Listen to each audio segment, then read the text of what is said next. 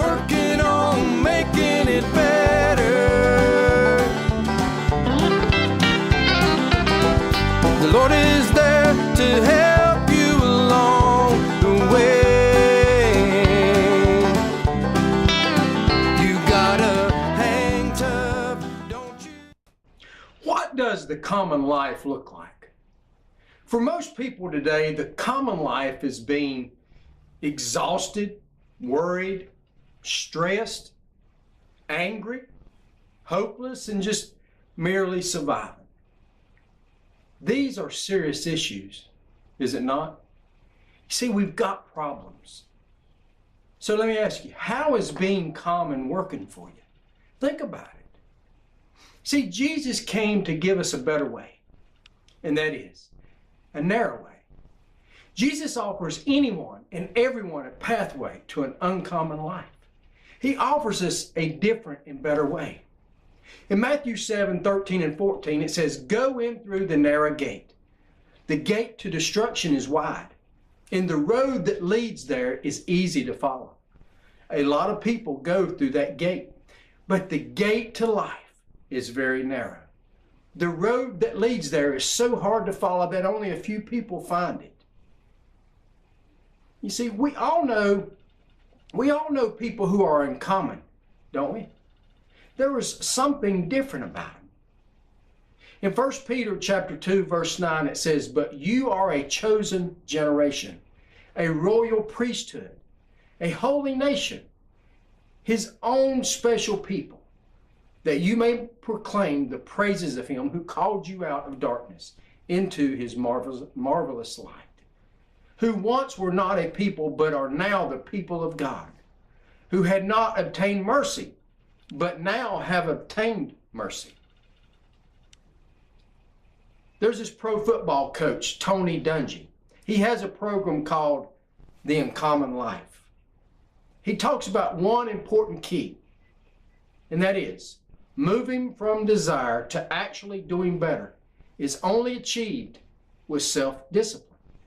And self-discipline only works effectively when you trust in the Lord to help.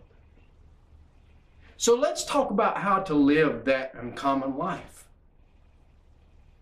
Well, first it begins with that uncommon knowledge.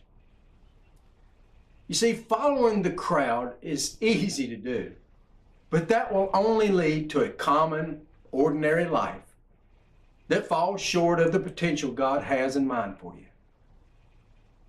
If you respond to your circumstances with that uncommon faith, guess what? You'll become a godly influence on all those around you. Uncommon people know something that most people don't. And what you know makes all the difference in how you live your life. In 2 Corinthians 4:3-7, it says, "If the good news we preach is hidden behind a veil, it is hidden only from people who are perishing. Satan, who is the god of this world, has blinded the minds of those who don't believe. They are unable to see the glorious light of the good news. They don't understand this message about the glory of Christ, who is the exact likeness of God." You see, we don't go around preaching about ourselves. We preach that Jesus Christ is Lord, and we ourselves are your servants for Jesus' sake. For God, who said, "Let there be light in the darkness," has made this light shine in our hearts so we can know the glory of God that is seen in the face of Jesus Christ. We now have this light shining in our hearts, but we ourselves are like that fragile clay jars containing this great treasure. This makes it clear that our great power is from God and not from ourselves. You see, once you understand and embrace the good news of the gospel, you can start living the uncommon life. In Proverbs 2, chapter 2, it says, "My son, if you receive my words and treasure up my commandments with you, making your ear attentive to wisdom and inclining your heart to understanding. Yes, if you call out for insight and raise your voice for understanding, if you seek it like silver and search for it as for hidden treasures, then you will understand the fear of the Lord and find the knowledge of God. You see, that knowledge is wisdom.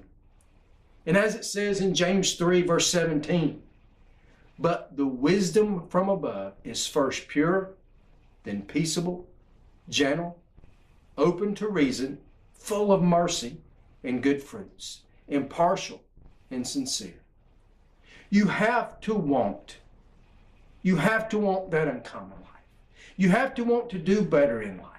As it says in Proverbs chapter 18, verse 15, an intelligent heart acquires knowledge, and the ear of the wise seeks knowledge. So, once you know the truth, that uncommon life can happen. And once you know, then you can live out the gospel that you now know. You can share the gospel you now know by the way you live and by the way you treat others. And you can trust God because you know He is the one that gave you that eternal life and that guides you and helps you in this life.